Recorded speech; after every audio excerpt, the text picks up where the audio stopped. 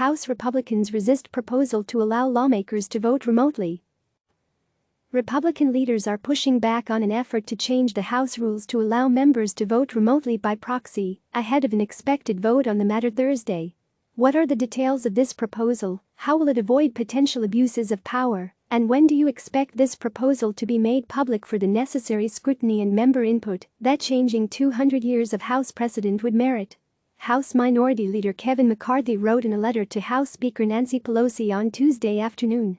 In the letter, he also raised questions about the 2020 House calendar and how committee business will be conducted going forward. His comments come as Republican members are increasingly opposed to implementing proxy voting, which would allow members who are unable or unwilling to travel during the coronavirus pandemic to instruct another member how to vote on their behalf. House Democratic leaders have said they want to pass the rules change on a bipartisan basis, but as they are in the majority, they could pass it without Republican support. The language of the rules change has not been finalized yet, but it would be temporary and used only for emergencies like the pandemic, according to House Rules Chair Jim McGovern, a Democrat from Massachusetts. "I think it's a terrible idea," Representative Jim Jordan, an Ohio Republican, said of the proposal Tuesday. "You meet in person, you debate and you vote in person. We're a representative democracy and you need someone there representing the constituents back home and fighting for the positions and issues that you told them you're going to fight for," he added. Since the pandemic began to spread in the United States, House leaders have attempted to conduct business through unanimous consent or voice vote procedures, commonly used to accelerate the passage of uncontroversial measures. Approving legislation by unanimous consent theoretically allows most members to remain at home, but it is a fragile strategy. Any one member can object to the process. That happened last month when Republican Representative Thomas Massie of Kentucky demanded a recorded vote on the historic $2.2 trillion CARES Act stimulus package, forcing more than 216 members to return to Washington during the public health crisis, simply to block his effort and approve the measure by voice vote. Proxy voting is viewed as a low-tech option to allow members to avoid travel, while sidestepping security concerns some lawmakers, including Pelosi, have raised about services that could be used for remote legislating, like Zoom. Under the proposal, if members can't appear in the Capitol, they would provide a specific instruction to another House lawmaker to cast the vote in the chamber on their behalf. Members would have to give separate instructions for every vote. Jordan acknowledged Democrats can make the rules change without Republican support, as they have the House majority, but he said he and his colleagues will fight against it nonetheless.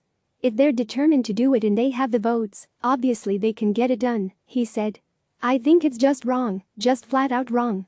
Representative Clay Higgins, a Louisiana Republican, argued proxy voting is completely outside of what the founders intended.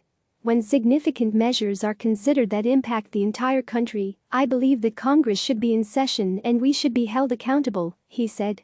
"There should be sufficient debate for the bill that's being considered and a proper vote cast and accounted for."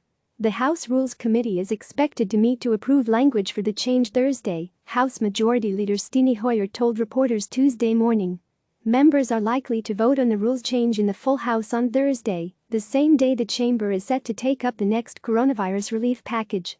It's not clear how many members will travel to D.C. for the votes. On his call with reporters, Hoyer said congressional leaders are asking every member to return who can return, and we hope that that is a large number. "Some lawmakers," he said, "are particularly vulnerable to the illness, and others are caring for family members. Some are concerned about traveling to D.C. and then having to quarantine themselves away from their family for 14 days. We're not ordering members to come back, but we do expect sufficient members to come back so we can have a quorum," Hoyer said. Hoyer, a Maryland Democrat, said proxy voting should be viewed as an interim solution. He said it is an important first step, but he supports going further to allow electronic voting over technologies like FaceTime or Zoom during the pandemic. He brushed off security concerns that have been raised about using such services, saying congressional business is supposed to be open and transparent anyway. "There's no secret in my vote," he said. "Our activities ought to be and are transparent. They're not secret. We don't need secret technology, we don't need highly secure technology." Click subscribe to receive the latest news.